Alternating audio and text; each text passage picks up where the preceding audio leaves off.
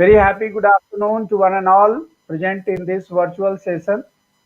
I once again welcome you all to these essential skills for professional must to be best. And in continuation, we are going to have discussion today on measuring impact of scientific research and research visibility. Friends, we all know that research is a very complex process which needs lot of efforts to carry out or to reach any output. And unless or until we know all the processes, we may not find it suitable or may not find it easy to reach any output.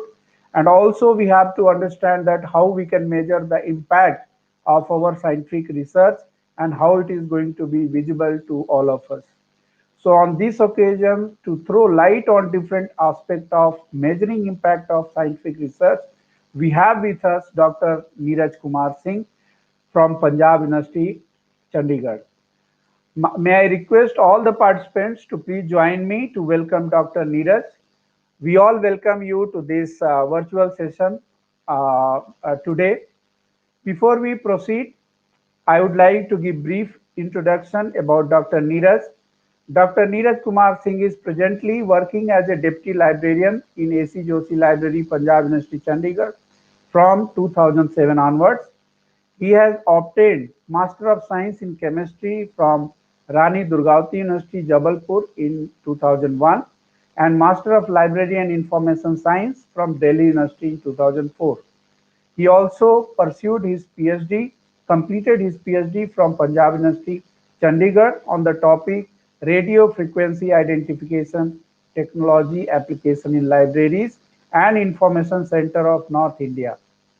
He is the recipient of prestigious Commonwealth Professional Fellowship in 2012 and also in 2017 and completed at University of East London, UK. He was also invited in 2015 by University of California, Santa Cruz, USA to present paper in International Conference on E-Learning and Innovative Pedagogies in 2015. In addition to this, there are many awards and achievements to his credit. He also has prepared and presented one module on reference management software in the online MOOC course in Pedagogical Innovation and Research Methodology prepared by Guru Jambeswar University of Science and Technology, Hisar, which is available through SWAYAM MHRD portal. He has more than 30 research papers in national and international peer-reviewed journals and also conferences, seminars. He also acted as a resource person in various national and international conferences and workshops and training programs organized by various organizations. It is really an honor and pleasure to receive him today in this virtual workshop. May I request now Dr. Neeraj to please take over the session and continue the deliberation. Over to you, Dr. Neeraj. Thank you. Thank you, Tripathi ji, for introducing me to the participant and again inviting me and giving me this opportunity to deliver today's talk in your workshop. So, very good afternoon to all the participants. And as you know, today I'm going to deliver a talk on measuring impact of scientific research and research visibility. So, if you can see this topic, it's basically there are two aspects. So, first aspect is how to measure the impact of scientific research, and the next aspect is what is research visibility. So both these concepts, they are interrelated to with each other. And one more thing here I wanted to say to all the young library science professionals, that these are again two very important area where you can lead from the front, you can help your faculty and the research scholar in terms of measuring the impact of their publication, right? As we all know that many universities, higher educational institutions, they are participating in various ranking agencies, and one of their important criteria is the university publications and the citation. So I think even Punjab University also, and I think in most of the universities, the IQSC department, which is basically looking after in terms of submitting all such of data required by various funding and rating agencies. So when it comes to measuring the impact of scientific research, they always take help from the library science professionals.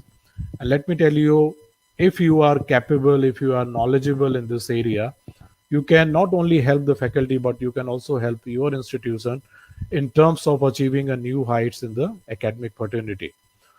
The next concept is research visibility. Again, if we talk about the criteria with various rating and funding agency, there is a one criteria which calls institutions perception. So there are many factors through which any institutions they can build their perception among the academic fraternity. One of the criteria where the library science professional again they can contribute is if you can encourage your faculty and the research scholar to make their research visible. Now it is not as simple as just uploading your all research paper in Google Scholar or ResearchGate or any academic social networking website. There are lots of things which first we must know, and then we can educate our faculty and the research scholar.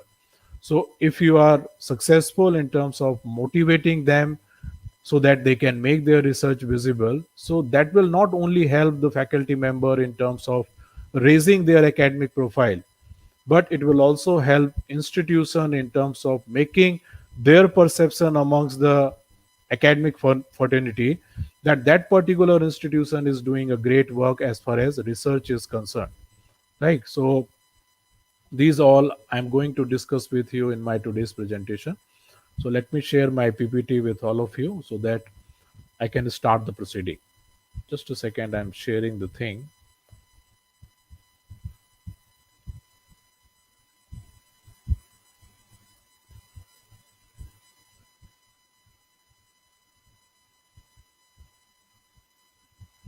Sir, it is visible? It is visible. Okay, thank you. Okay, so let's start today's session. And the topic of my presentation, as already discussed, already informed by Tripathi ji to all the participant, is measuring impact of scientific research and research visibility. Okay, so before I will start telling you about these two concepts, let me share you one interesting news. As we all know that last year Stanford University they have conducted a study where they have identified the top 2% of world scientists. As soon as this research was published in one of the famous PLOS One journal, most of the universities they have published in the media that who are the top 2% scientists, who are the scientists from their institutions who are featured in the top 2% of this list. In Punjab University also, the first news was published where it was reported that 11 PU scientists among the top of world ranking. But as soon as this news was published, there are many senior scientists and many senior professors who are having a very high academic reputation in terms of total number of papers, citation, H index. And they were surprised to see that their name was not featured in this list. So they approached the Dean Research Office, they have approached the higher authorities, and they wanted that if someone can take this responsibility to go into deep in this study, and if he can tell us why we are left out from this list, right? So based on the 2 3 senior faculty members representation, the university authority has given me this responsibility to just go with this study, and the same study is also available in this open access PLOS biology journal, which you can also download. So they have given me the responsibility that if you can read this study and if you can make out why some of our senior professors and the scientists they are not featured in this list. So I said, okay, sir, I will do this job. And when I started reading this newspaper, reading this article which was published in this journal, let me tell you, the first thing is all this study was out of my mind because the methodology, the formula, the statistical tool they have used, I have never heard. But I have agreed that I will do this study and I will try to make out, I will tell the higher authorities what are the reasons through which some of our senior faculty they are left out from this study. So anyway, I decided to just go with this study. I read this article thrice and four times, and not only I've read this article, but I've also downloaded the similar article, all the references which these scientists they have made, write it down in their research paper. And then after reading different articles and the similar article on this topic, I got some clue. So I just thought, just try to mainly focus on the methodology part, because this is the part through which I can make out on what basis they have, included the top 2% scientists in the world. So if you can read this paper, this is the formula which they have used. And this is the explanation of this formula. Right. So after going through with this formula, I have also consulted one of our professor who are in the statistic department. And then after, rigorously working on this study for 4 or 5 days, I just came to know that there are basically six parameters. And based on these six parameters, these Stanford scientists, they have taken out the list of top 2% scientists. And in this study, they have used the Scopus database. And what are the criteria they have applied while doing this study is, it's called NC. So there are certain abbreviations they have used. NC is total citation, H is the H index, HM the Scriber index, NS is the total citation of the paper for which the scientist is a single author. NSF is total number of paper for which the scientist is a first or principal author. And likewise, they have, given the different criteria where the author is featured in the either as a principal or corresponding author, or the second author, third author, or the last author. And when you can take out all the data from the Scopus, then you have to put all this data into this formula. And after calculating all this thing, it will tell you what is the basically they said is point value for that particular scientist, right? So after doing all this thing, I have just cross checked some of the faculty member publications. Like I have taken one of the faculty member who was featured in the top 11 scientists from the Punjab University. I have taken the data from the Scopus, and I've used this formula, and just I have just cross checked, and I found that okay, this is the method through which you can figure out who are the other professor of university who are not able to make in the part of this study. So I have taken two or three senior professors data, and after taking out all the details from the Scopus and calculating this formula on this calculating all this data into this formula, I come to know there is a professor, there are many professors. Started I've started with two or three faculty members profile, and then when I just apply my mind in terms of identifying who are the other top 10 scientists who was not featured in this list, I came to know there are 16 faculty members who are not featured in this list. And then after calculating all this thing, I have approached the corresponding author of this paper, right? I have written an official mail where I want a clarification for this particular team, why you have just dropped out these faculty member of Punjab University in this list. So I had a communication with the corresponding author for I think 5 or 6 days continuously. In the starting, they have said that we have used the Scopus data, and whatever Scopus has given us the data, we have applied all this data into this formula, and then this is the reason why we have taken out the top 2% scientists in the world. But anyways, I have agreed to convince them that these are the professors who are not featured in your list. And let me tell you, in their reply they have mentioned that, sir, if you go to the PLOS One repository where where we have uploaded all our raw research data into their repository, you can find these professors name in our studies also. But I said, now how it make the difference, because in your top 2% scientist list these faculty members, they were not part of it, but now you are saying that these faculty members are already featured in your list. Then they have clarified that we have conducted a study in a two way, or you can say in a two manner. First manner is the overall contribution of the faculty member, and the second thing is rating of the authors for that particular year. And that particular year means for 2019, because this study was published in 2020. And then when I have just, you know, downloaded that Excel file, then I come to know that already these professors were in the list of top 2% scientists. So I've submitted my comments, my observation to the higher authority, that the news which was published in the newspaper, where you are only recognizing 11 scientists and the faculty member of our university, we have to, you know, publish another news where we can say that 27 scientists of Punjab University, they are into the list of top 2% scientists. Right. So why I'm sharing this news with all of you is because university has given me this responsibility.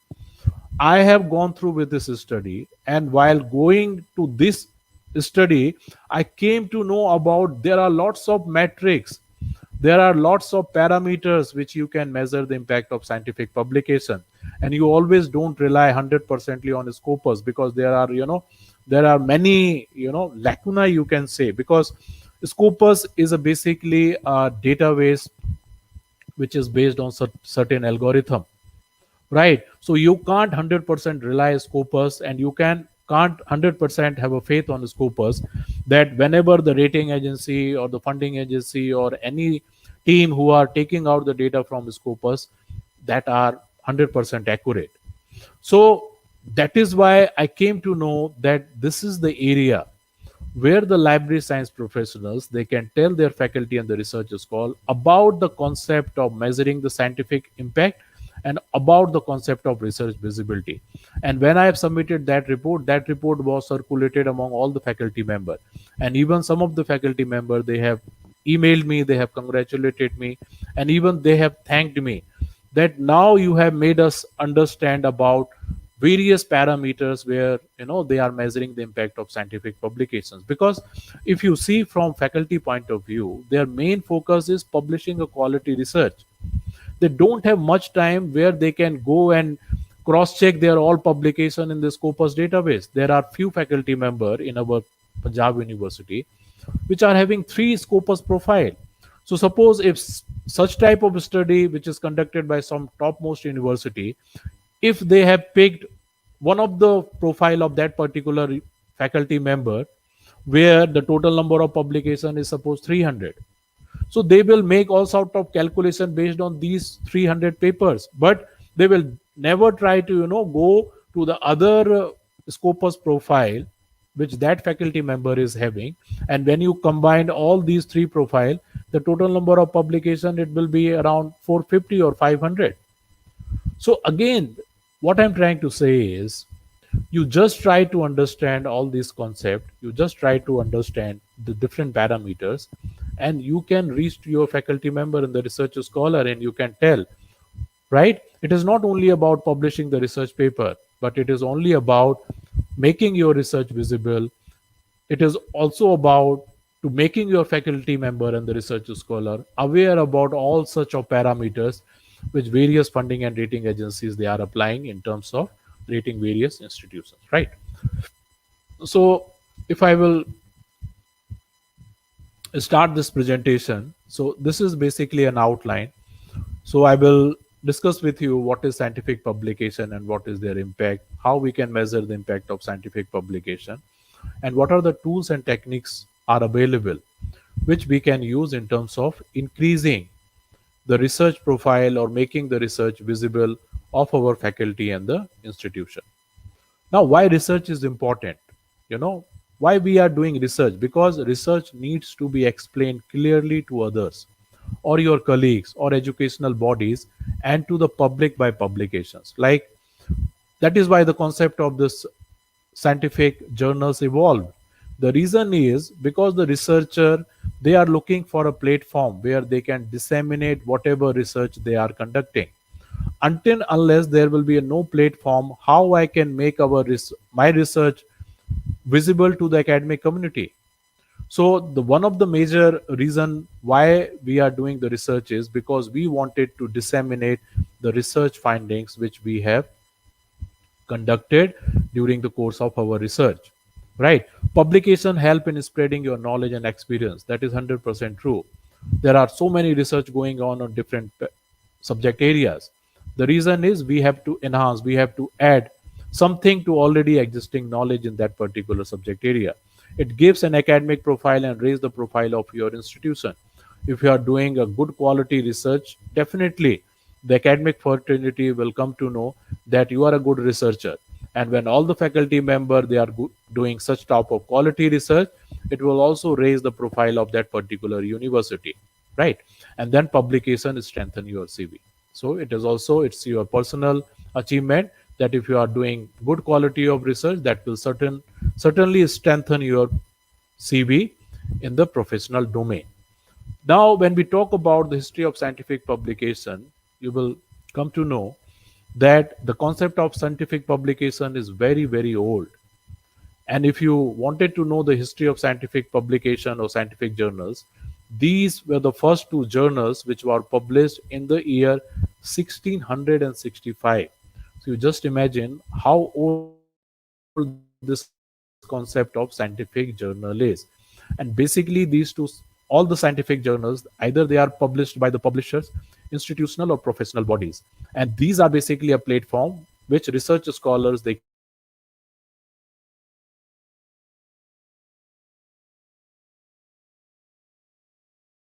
can use in terms of disseminating their research. So being a library science professional, we all know the importance of library worldwide. So being a library science professional, we all know the importance of Ulrich International Periodical Directory. So this is the only authentic source which can tell you the total number of research journals published by different countries. And as per the data available in Ulrich in 2019, there are more than 2,46,300 journals are listed in this directory. So this data is from of 2019. So again, this number will definitely, all increase. Okay, and there is another study which is conducted by Outsell, which is also available in the public domain, where they have estimated that the total market size of all these scientific publication in 2017 was 25.7 billion. And if you convert this billion into Indian rupees, it will be thousands and hundreds of crore. So you just imagine how big this publication industry is. And if you wanted to know, or if you just sit and thought the commercial aspect or the formula which these scientific publishers they are using is how they are making money. And the formula is very simple. Take the content from the research scholar free of cost, make the peer review process from the academic fraternity free of cost, and you charge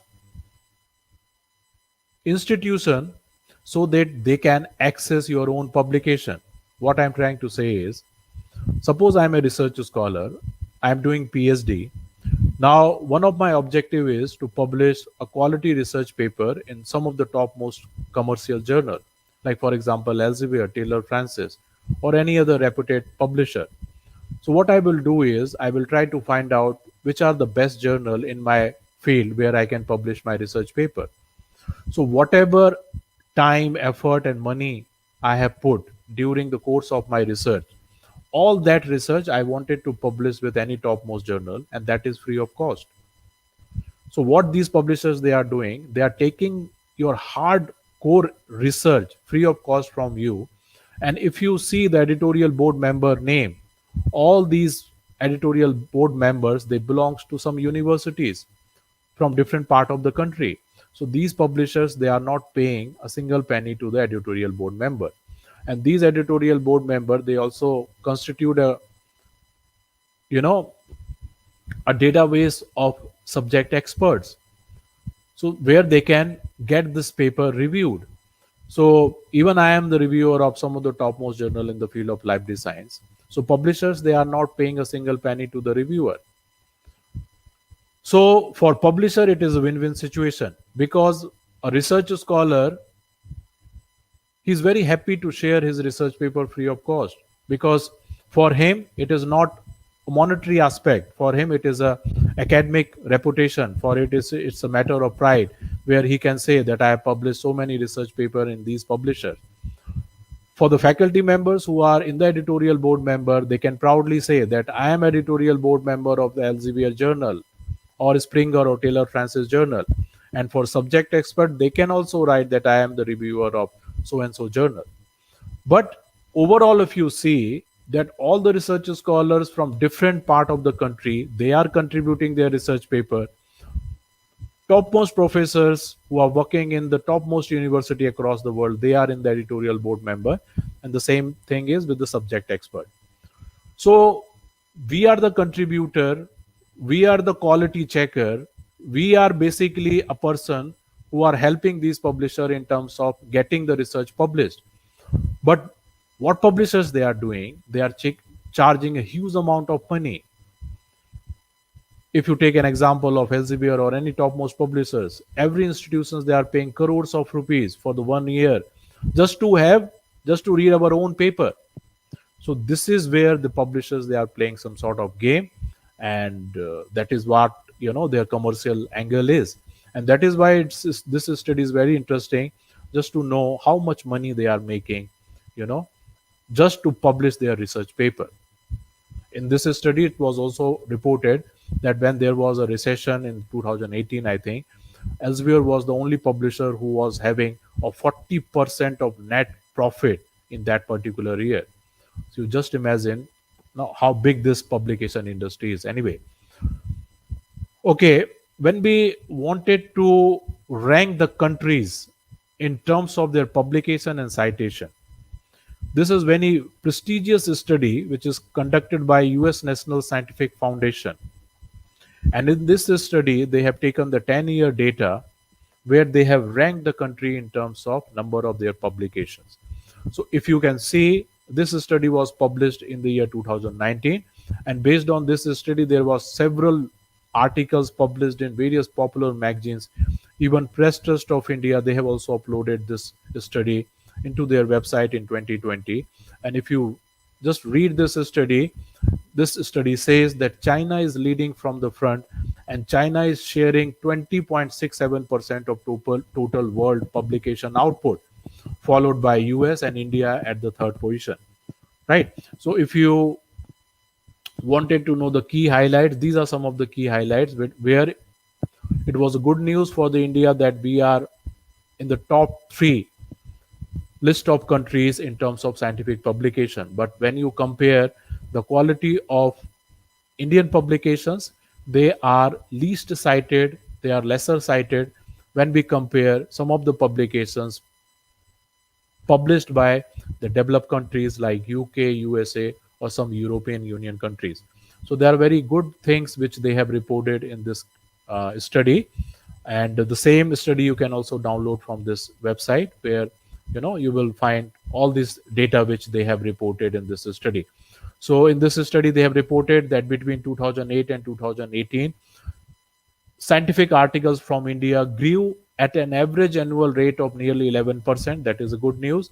In 2018, India encountered for 5.3% of total global share of scientific articles, as compared to 2% in 2018. So again, there is a hike of more than 3% from 2008 to 2018. But the worrying point is the Indian qualitative research, quantitative increase a good number, but Indian research, they are having less than 1% of citation, which is very low as compared to US, UK, and some other European Union countries. Another, there is a one website is called Scimago General Ranking, and if you, and so it's an open source database where all sort of data you can download according to country wise, according to journal wise. So there are different options are available. So I just try to compare the US publication with Indian publications, and you can easily say there is no comparison, because when we talk about the quantity and the qualitative aspect, we are very less as compared to US. And the reason is The reason is this study was published in the Nature Journal, where they have reported the top 100 papers published so far by the scientists in the topmost journals. And based on these research, it was reported that high impact factor journals, they accept less than 10% of the articles submitted to them. That means, on the other side, 90% of the articles submitted in the high impact factor journals, they got rejected. And over 43% of SCI index papers have never ever received any citations. So again, there is a myth among the scientific community that if you will publish your research in SCI index journal or Scopus index journals, your research will start receiving the citation. It's a myth, because you can see in this study it was clearly mentioned that 43% of the SCI papers they have never ever cited. So publishing a quality research paper, it's basically halfway. Halfway in the sense, if you are publishing your research paper in indexed journals or high impact factor journals, that is only halfway. What is the remaining 50%? The remaining 50% is making your research visible. Until unless you are not making your research visible, the research scholars from the different part of the world, they are not able to see your research paper.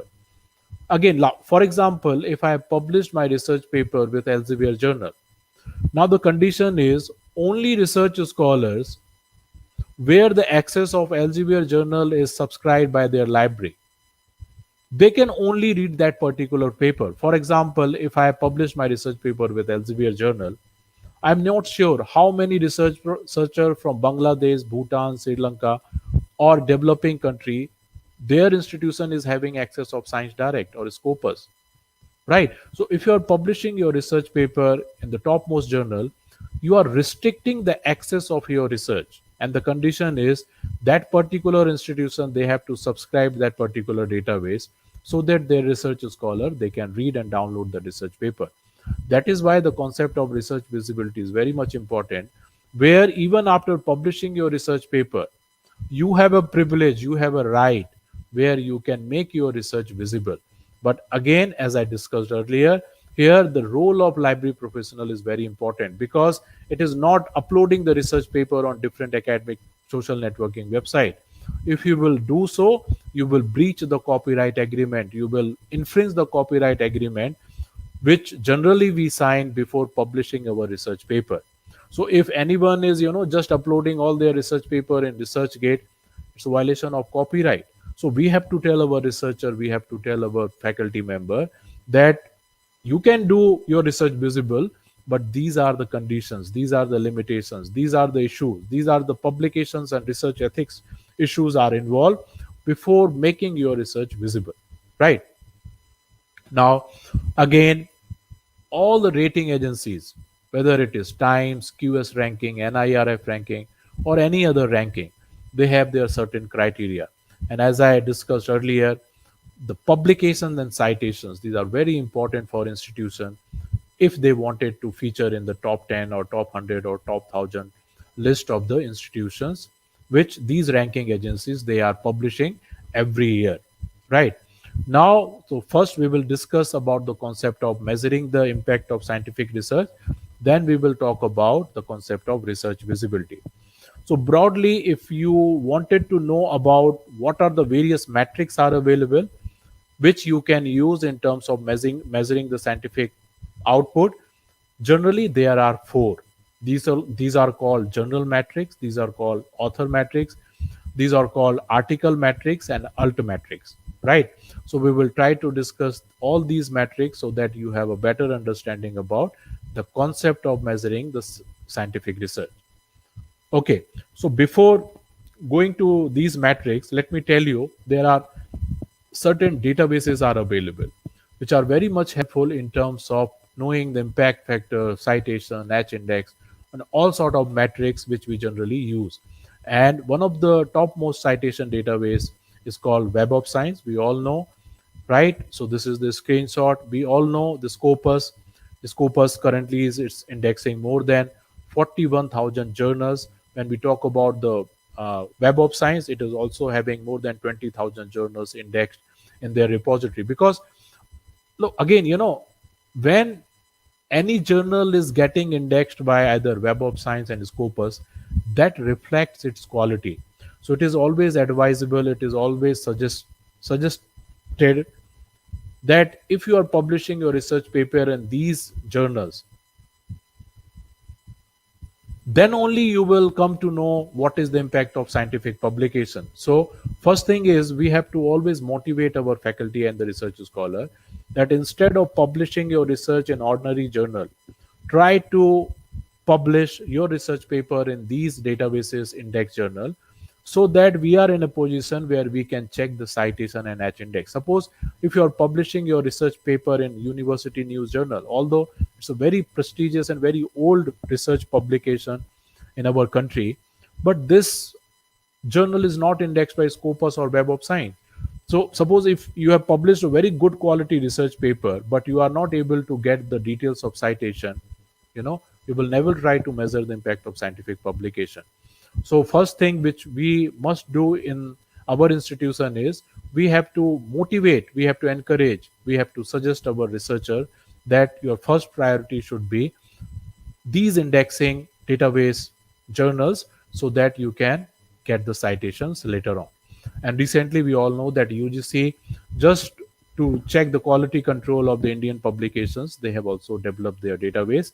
And now it is mandatory for the researcher that if you wanted to get your PhD degree awarded, if you wanted to have promotion in your institution, the first condition is you have to publish your research paper either in Scopus or Web of Science index database or UGC care listed journals. So we all know about this thing. So UGC, they have created this list, and it's very dynamic list, so you can always explore, and you can also tell your faculty member how they can use this portal in terms of identifying good Indian journals where they can publish their research paper. Now, talking about the research matrix, journal matrix, author matrix, article, and alt matrix, and library science professional point of view, all sort of measurement we are doing in the form of scientometric and bibliometric studies. But the scientometric and bibliometric study, what I personally feel is, it's basically about your personal contribution. Personal contribution means this is, I can say, comparatively easier area where you don't have to go to the field, where do you don't have to put lot of effort in terms of collecting the data, because most of the university, they are having access of Scopus and Web of Science. So while applying these scientometrics laws and bibliometrics laws, we are publishing our research paper. Right. So scientometric is a very good area, but if you are doing scientometrics, for example, in a coronavirus, and if you are publishing such type of paper in library science journal, I don't know what type of impact it is going to make. So it is always recommended that if you are doing scientometric analysis, try to publish that particular study in that specific discipline journal. That will make certain impact. But if you are doing on, you are conducting a study on COVID-19 vaccination and you are publishing in library science journal, I don't think that will make any sense. Anyways, okay. So I think these are some of the very basic metrics which we already know. But for some of the participants who are listening to this lecture, one of the oldest and one of the most trusted criteria in terms of checking the quality of any journal, this is called journal metrics. The concept is impact factor, and this concept was given in 1960. And the calculation of impact factor is very, very simple. For example, if you wanted to calculate a impact factor of any journal for the year 2017, what you have to do is, you just try to find out the total number of articles published during the last 2 years. That means in 2015 and 16, you just add these numbers and divided by total number of citations all these research articles have received during the last of 2 years. So here the window of for calculation is 2 years. So when you divide total number of publications by total number of citation, whatever will be the number, that number will be the impact factor of that particular journal. But here the thing is, there is only one authentic source in the world which is giving the accurate or authentic information about any impact factor, journal impact factor, that is called JIF, Journal Impact Factor, and it is published by Clarivate Analytics, right? Because we all know there are many fake publishers, there are many predatory publishers. So what they are doing, just to misguide the budding researcher or young researcher, they are simply writing that our research journal is having impact factor of 5 and 6.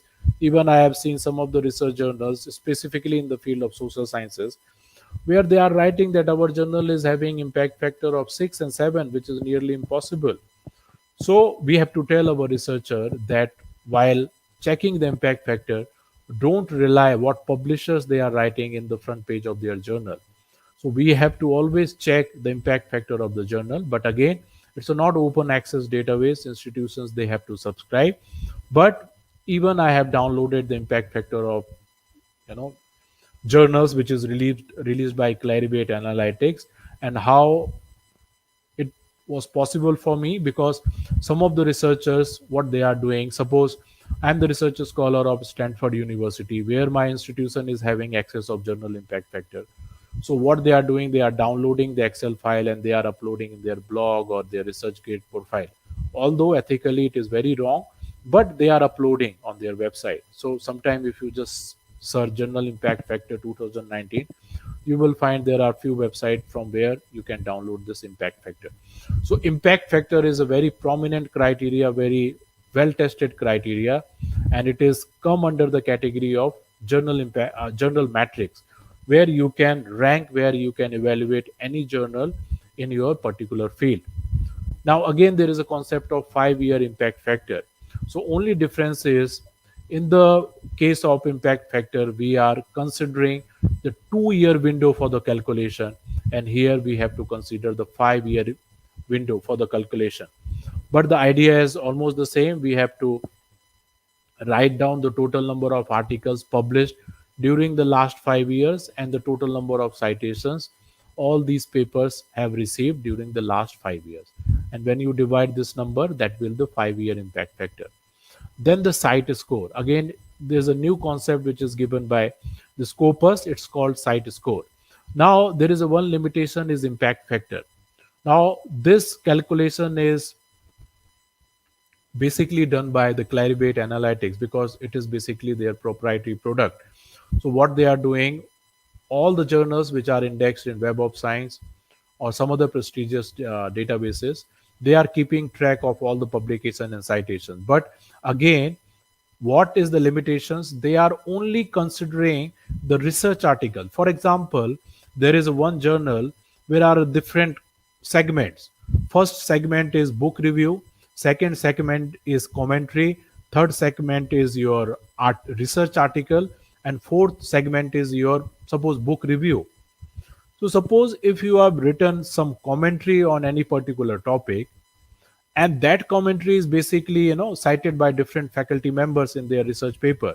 So while calculating the impact factor, they will exclude all other research publications which does not fall under the category of research paper. Suppose if you have published the conference proceeding, like for example there are many book series, Springer book series, Taylor and Francis book series. So every year they are bringing out the book series in different subject area. So suppose if you have published research paper in that particular series, while calculating the impact factor they will not take these paper into the consideration. So just to overcome this thing, the Scopus they have come out with the site score. So what they are doing, all the publications, all the different type of research paper, whether it is a research article or the book review or the conference paper or commentary or any type of research you have published in the Scopus Index journal, they will take into the consideration all its citations also, right? So this is basically a difference of site score and impact factor. And one major difference is, instead of taking 2-year window, they are taking 3-year window. So if your institution is having access of Scopus, then you will you know come to know about the site score of any journal which is indexed by the Scopus, right? So this we have to also understand, and this we have to also tell our faculty member and the research scholar, what is the difference between impact factor and site score, because there are lots of criticism going on about this impact factor, because they are saying that all the calculation which these Clarivate analytics they are doing, it's in a closed environment. They are not opening on what basis they are telling that this journal is having impact factor of 5. They are not disclosing that what is the total number of publication research paper published in that journal and what is the total number of citation. But I have seen now in the recent journal impact factor, they are also telling that this journal is having 5 impact factor because during the last 2 year this journal has published this number of paper, and this all these research paper they are having this number of citations, right? Okay. And one more difference is impact factor, they are only calculating the impact factor of journals which are indexed in SCI, that is Science Citation Index Expanded, and SCI Index journal. So the limitation is they will take into the country's consideration only those journals which are indexed by Web of Science. Now, there are many journals which are indexed by Scopus, but they are not featured in the Web of Science. So, they will not take any other journals which are not indexed by the Web of Science. So, these are some of the limitations of impact factor, right? That is why the concept of this site score was given by the Scopus. Now, there is another journal matrix. It's called H5 index, and this index is basically developed by Google. So if any journal is having H5 of 10, that means during the past 5 years, a journal has published 10 articles, which each one have received at least 10 citations. And this you can find out from the Google H index list. For example, if Journal of Library Science is having H5 of 10, that means during the past 5 years, Journal of Library Science, it might have published 100 articles, but out of 100 articles, there are at least 10 articles which have cited at least 10 times, right? So this is the mechanism of calculating the H5 index. So this is again a journal matrix. Immediacy index is again is an index which is given by Clarivate, and it is very similar to the impact factor. The only difference is impact factor we are calculating after 2 years. Here they are releasing the immediacy index after the period of 1 year. Sometime it is very difficult for the researcher. Like for example, I have published my research paper in 2019 in any new journal, and I will only able to see the impact factor after publication of 2 years. Now, impact factor is totally dependent upon the citation. So, sometime if I am a budding research scholar, I have published my research paper in any new journal, and I just wanted to know what is the impact of my research on the academic fraternity. That you can know with the concept of immediacy index that the Clarivate Analytics they are publishing after the publication of your paper after 1 year. So every year they are releasing the immediacy index, but the concept is almost the similar as what we have discussed in the case of impact factor. Now, talking about the author level matrix, we all know the concept of H index. And I don't know, we need much more discussion on this concept because now it's very familiar. And while using the Scopus or Web of Science or any citation database, the system will all automatically calculate. You don't have to calculate the H index of any faculty or institution manually, because this system will tell you. So suppose if I am having H index of 23, that means I have published more than 23 research paper in a Scopus index journal, but there are at least 23 research paper which have cited at least 23 times. So where your number of research paper matches with your number of citations, that is basically the H index of your research paper. And that you don't have to calculate. The system will calculate and it will give to you. Like similar to this Google Scholar, similar to Scopus, similar to Web of Science, Microsoft Academic, they are also indexing the research paper into their academic database, and they are also giving H index of your publication. So you can also use this Microsoft Academic in terms of knowing the total number of citations and the H index of all your publications. Now there is another concept, it's called I10 index. So we have to also motivate and encourage our faculty and the research scholar that you also build your research profile in Google Scholar, right? And once you will make your research profile in Google Scholar, the Google will start telling you what is the total number of citation, what is the total number of H index. And the Google has also given a new concept which is called I10 index. So suppose this is my research profile which I have created in Google Scholar. So it's a quite old one. Quite old means I think last year old one. And now I think I have more than 200 citations. So anyway, it is saying that so far whatever paper I have listed in my Google Scholar profile, all papers they are having 176 citations. My H index is 8. That means out of my total paper, there are at least 8 papers which have cited at least 10 times. And Scholar is saying that I am having I10 index of 6. That means there are minimum 6 paper which have received at least 10 times citation. So this is the concept of I10 index. Now, again, there is a very, very lacuna, or you can say a shortcoming in H index. And I'm just trying to explain you in a simple word, but I don't know how many of you will have a understanding about this thing, but let me try. Now, suppose there are two faculty members. Both the faculty members, they have published 20 research papers, right? Now, in the case of faculty member A, there are 15 papers which have received 0 citations, and rest of the 5 papers, for first paper he has received 350 citation, for next paper he has received 35 citation, for next paper he has received 10, and for next paper he has received 3 and 2 citation. Now I don't know where I'm able to interact with you, but I just wanted to ask you, if you wanted to calculate the H index of this faculty member, what will be the H index of this faculty member, where out of 20 paper, 15 paper have no citations and remaining 5 paper has these number of citations. So if you simply calculate the H index, we can say that out of the 20 research paper, there are at least 3 papers which are having minimum 3 or more than 3 citation. So H index of this faculty member is 3, right?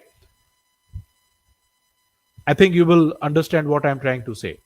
Now, let's take an example of another faculty member, and the same faculty member has published the 20 research paper. Out of the 20 research paper, 15 research paper they have received 0 citation. But the second faculty member, instead of having 350 citation, first of its paper is having 40 citation, next is 35, next is 4 citation, and the next is 3 and 2. In the same case, that faculty member is also having H index of 3. Now, how you can differentiate the quality work which is done by faculty member A with the quality work which is published by faculty member B? Because both of the faculty members, they are having H index of 3. So just to overcome this thing, there is a concept of G index. And how you can calculate the G index? You just write down the year of publication and you just rank your paper according to the citation. So for example, you have published 10 research paper and your top cited paper has received 70 citations. So you arrange all your research paper according to number of citation, right? So suppose first paper is cited 70 times, next paper is cited 12 times. So you just keep adding these values. So in the case of second research paper, your total citation will be 82. Now you have to calculate the total number of research papers. So suppose where this total citation is coming 100 and the number of your research paper is 10. No. So if you rank all your paper, so all your 10 papers, they have collectively received 100 citation. So G index is an index where your number of paper is a square of your total citation. So square of 10 is 100. So that will be is your G index. So I don't think how much you have, the clarity about this G index, but I've just given you an idea. If you wanted to explore this concept, there are lots of articles available on Google where you can just search and just try to understand the concept. So the thing is, where your number of paper square matches with total number of citation, that will be your G index. And let me tell you, there are many funding and rating agencies, not rating but funding agencies. When you apply for any funding, you have to write down what is the impact factor of your journal, what is the cumulative impact factor, what is your H index, and what is your G index, because they wanted to make a difference between the faculty and the scientists which are having similar sort of H index. So with the concept of G index, they can easily differentiate if there is any similar type of cases where the faculty members, they are sharing the equal number of H index. So this is again very new parameters which reflect the quality of your research paper. And again, there is a new concept called altmetric. So altmetric is basically a concept which will tell you what is the impact of your research on social media. Suppose I have published my research paper and my research paper was tweeted by some other research scholar or some other research scholar from any part of the world.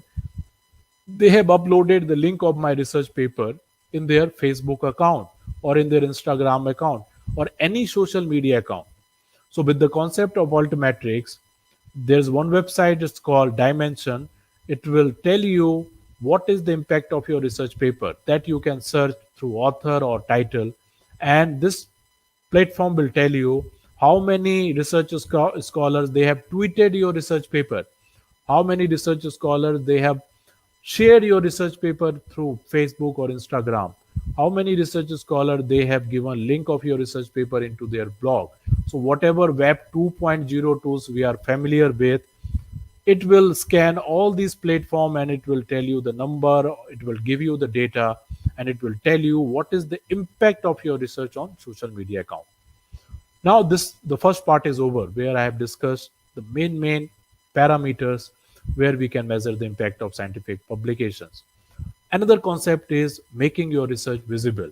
And there are many studies where it has already been reported that whosoever has done, whosoever has make all their research paper visible, they have received increased citations. There is a cases where number of downloads have increased, and while making your research visible, you are basically increasing the access of your research. Suppose I have published my research paper in one of the Elsevier journal. Now after seeing the copyright and all these things, the same paper if I have uploaded on my ResearchGate account, so through ResearchGate I am giving a platform where I am enhancing the access of my research. So these are the most four important benefits if you wanted to make your research visible. It will increase the access of your research, it will increase the download, and it is very much clear concept that when your paper will start receiving more number of downloads, you will start having more number of citations, and overall it will reflect the impact of your research, right? And one more thing, like before signing the copyright agreement with any publishers, if you read the copyright agreement, there are certain rights which publishers they wanted to give it to you, but due to in hurry, due to the complex language of all these copyright agreement, generally we don't go to these agreement and generally we don't read what type of conditions they have mentioned in their publishers agreement, and we just sign all these agreement and we have given our right to that publishers so that he can publish the research paper. But let me tell you, there are many tools are available, right? One of the tool is called addendum. No, if you simply Google addendum to publication agreement, there is a one platform where it will help you if you wanted to retain the access right of your print paper forever with you. Now, before going to this slide, let me try to make you clear the different version of research paper. Now, any research paper, they are having three version. First is called preprint version, second is called postprint version, and third is published version. So, what is the preprint version? When you first time submit your research paper to the editor of that particular journal, that is the preprint version. What is postprint version? When you incorporate all the changes and suggestions which is given by the reviewer or the subject expert, and that is also called final version of your research paper which you submit to the editor. And what is the published version? Once your paper is published in that particular journal, because every journal they are having their specific layout, they are having their specific font size, they are having their specific font to publish your research paper. Like for example, if I just wanted to make you this clear, so this is the publisher version, right, where there is some standard format, there is some standard layout of this particular article. So once your article is published in any journal, that is called the publisher version. Now, using this copyright addendum form or tool, what you can do is, suppose you wanted to retain the right for your preprint version or the post print version. So you just go and select these right, and once you select these right, this portal will help you in terms of making the legal language for your rights. For example, you wanted to retain the right for your post print version, but you don't know how to write in a legal language. That portal will help you in terms of writing down all the legal point. And before signing the copyright agreement with the publishers, you can always request the publishers that these are the conditions which you wanted to incorporate in your copyright agreement. And once publisher is ready, if the editor don't have any problem, you can sign this agreement where you are free to upload the post print version in any academic social networking platform, right? So this is what you can also do. This is the platform which can also tell your researcher that before signing the PDF, the copyright agreement, you can take the help of, there are many other tools also. I'm just giving you one example of such tool.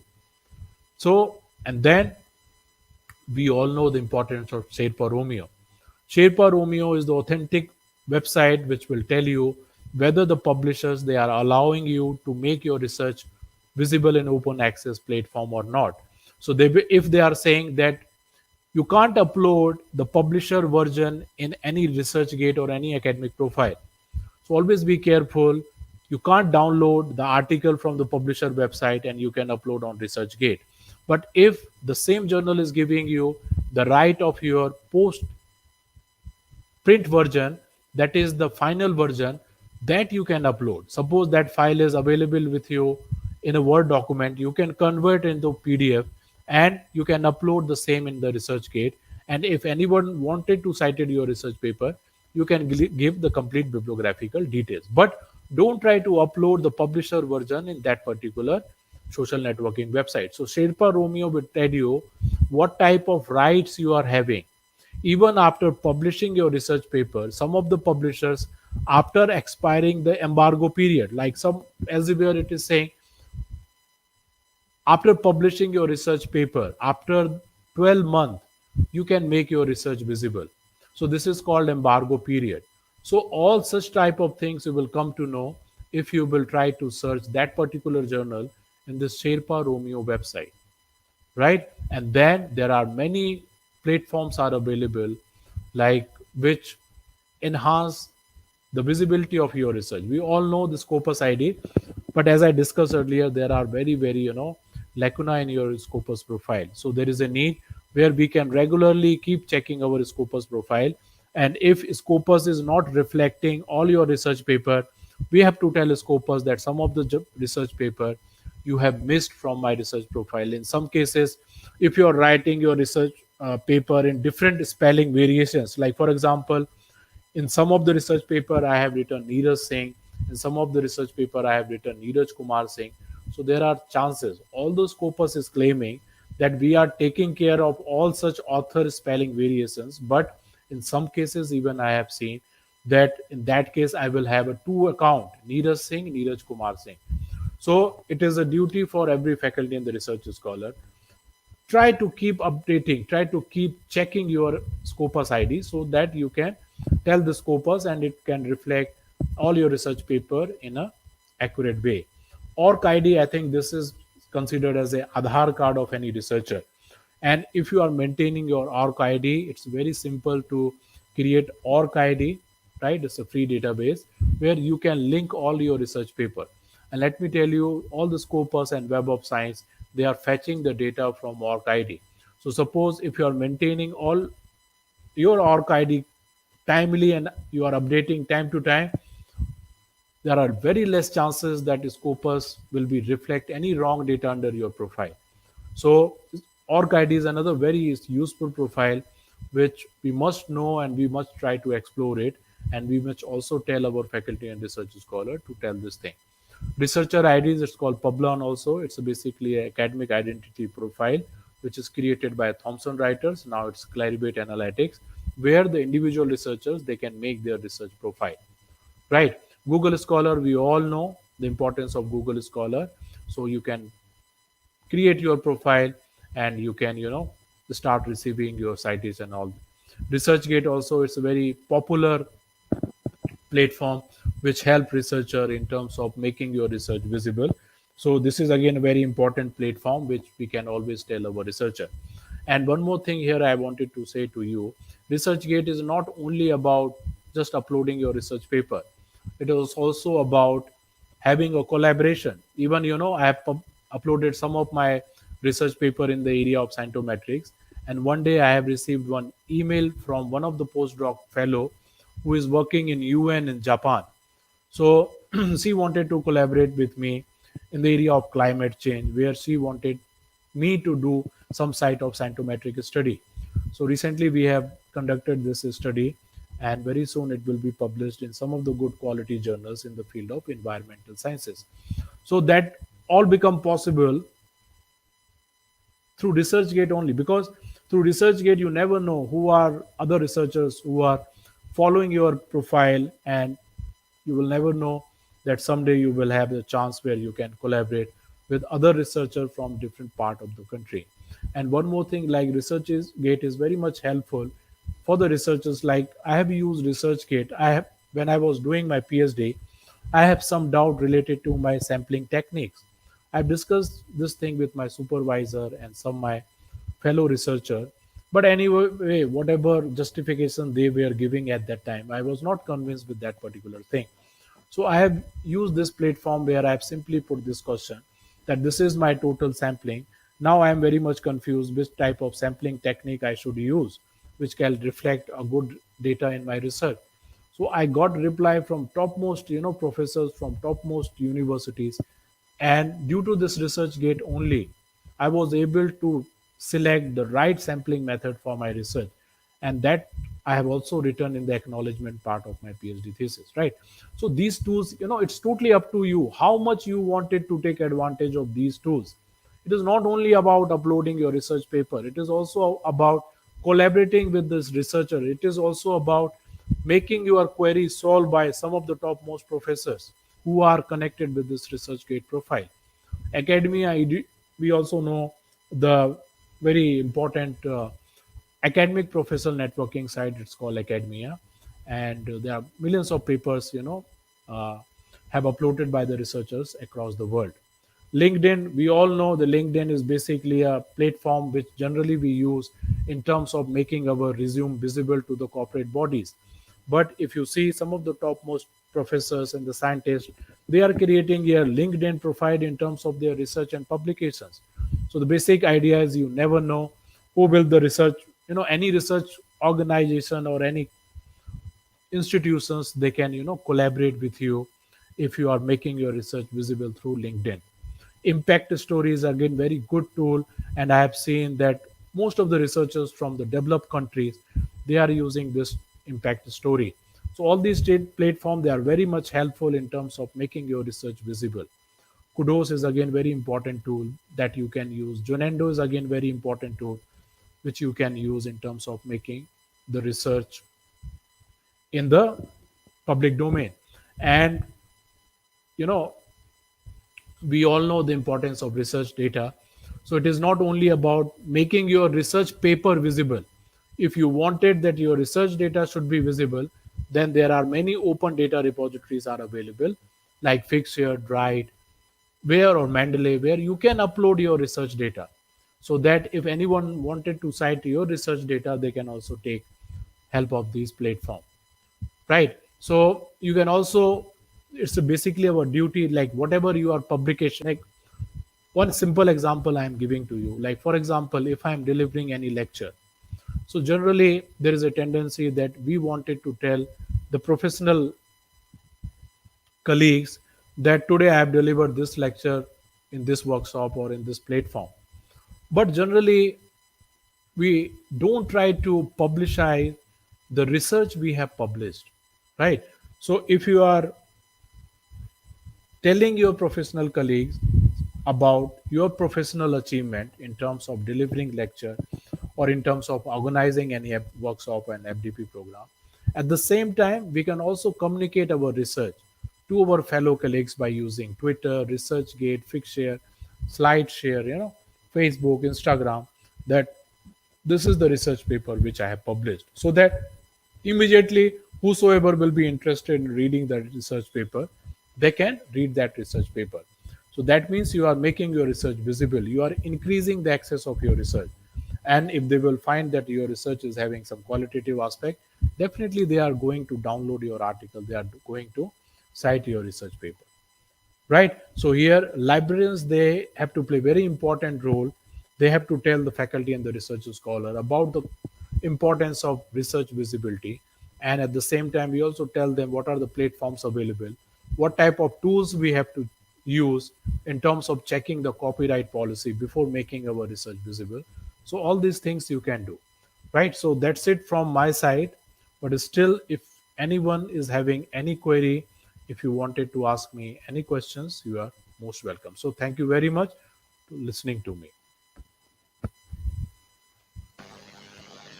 A really awesome presentation. We all thank you for throwing lights on different aspect of measuring research visibility, research impact, and it is, I'm 100% sure all the professionals, they must have benefited with your talk. And because you touched upon each and everything a professional is supposed to pay attention for better visibility, research visibility, and better impact of scientific research. Now, with your kind permission, shall we open the session for question answer? Please, please, please. Now, may I request all the participants to please be ready with your questions so that we can just raise the question and our distinguished speaker will attend the queries accordingly. In between, I was getting some questions, so I'll just display on the screen. One question was from Anjaneya Reddy.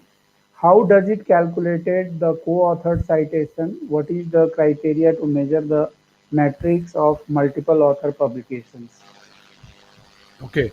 So now, whenever you are publishing your research paper where there is some collaborative team or where there are so many authors, so you can differentiate, like that citation will goes into the credit of all the authors. Like I know one of our faculty professor is in physics department.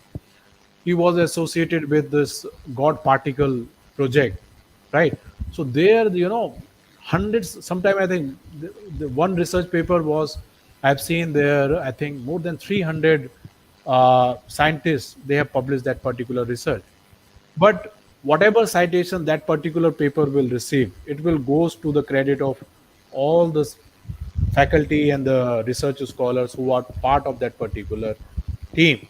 So there are no criteria where you can differentiate, like out of the 100 citation, how much citation is received as a first author or the second author. So it will collectively, it goes to credit of all the authors.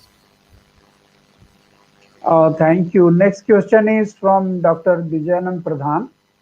Is there any policy by Government of India to tackle the Yeah. monopoly of commercial publisher like Elsevier, Springer, Yeah. etc.? Any research body or academic community ever raised the issue of monopoly by publisher? Yeah, I think recently Government of India, they have submitted a recommendations where they are coming with the new concept. It's called One Nation, One Consortium. So what is the purpose? The purpose is, like, for example, Punjab University is having access of Elsevier and Science Direct. PGI is having access, and IT Jalandhar is having access. So what we are doing, we are paying huge amount of money just to have access of a single database. So why there is a Government of India, they can negotiate with the publisher. So instead of paying through different channels, the government will pay to the publishers, where all the research paper published by Elsevier, it can be visible, it can be downloaded by any citizen of the country.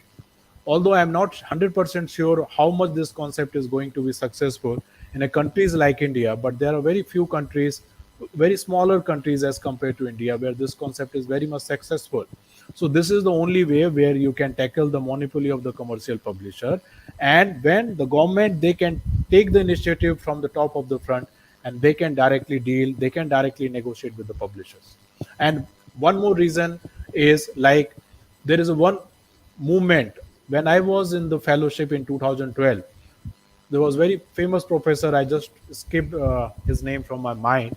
He started one movement, and more than, at that time, 40,000 scientists, they have signed the petition. And that movement was, don't publish in the commercial publisher. So what they are telling to the academic community is, try to publish your research paper in a good open access journal. Try to publish your research paper in your institution publication rather than publishing your research in a commercial publishers. So it's totally up to us also, like, if you feel that you have done a quality research and you don't want to take the credit that this paper is published in Elsevier or Wiley, or you just simply you wanted to publish in any open access journals. That is the concept of PLOS One.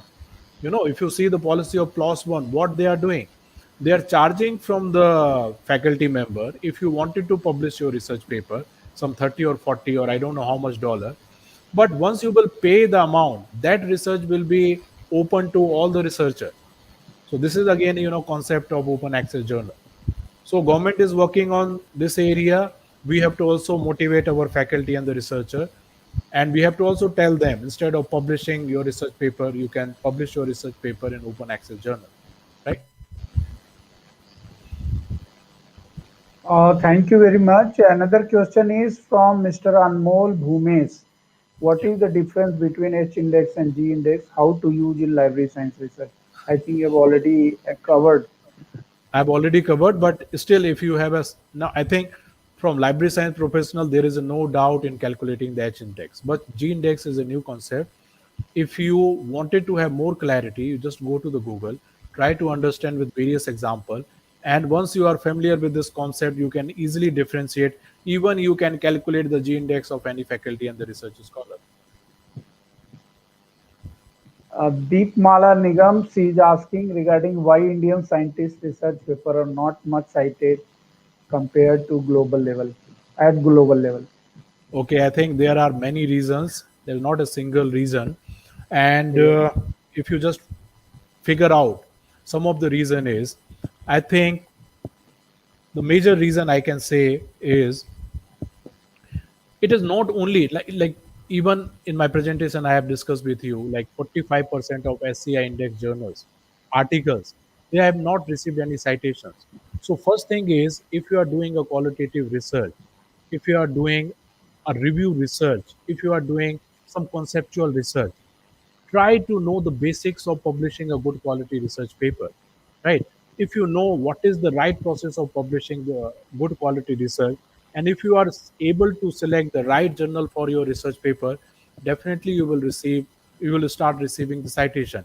Here I will also say, like, for the government point of view, also from UGC point of view also, Like we are always giving advantage if you publish your research paper in commercial publisher like Elsevier or Wiley. So in this way we are degrading the quality of Indian journals also. That is why if you see Google and Web of Science, hardly they are indexing our Indian journals. But if you just read any article where you wanted to know the publishing trend of Chinese scientists, you will be surprised to know in China. Now, just to give more light on this thing.